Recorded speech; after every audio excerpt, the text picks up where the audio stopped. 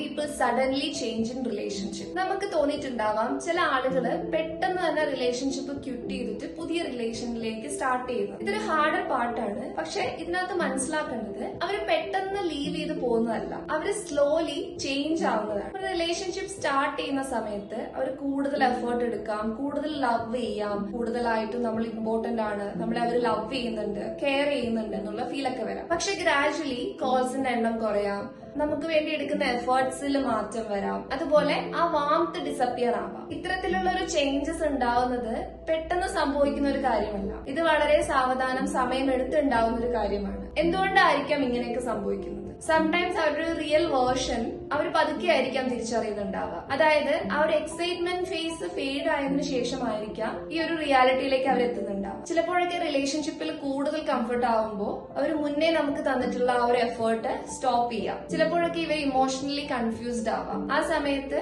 ഇവർക്ക് ഇത് പ്രോപ്പർ ആയിട്ട് കമ്മ്യൂണിക്കേറ്റ് ചെയ്യാനും സാധിക്കില്ല. ആൻഡ് ദ ലാസ്റ്റ് വൺ, നിങ്ങൾ ലവ് ചെയ്യുന്നുണ്ടാവാം, പക്ഷെ അവർ ഇമോഷണലി മെച്യൂർഡ് ആയിരിക്കില്ല. ഇതെല്ലാം കൊണ്ട് നമ്മൾ ഒരുപാട് ഹേർട്ട് ആവും.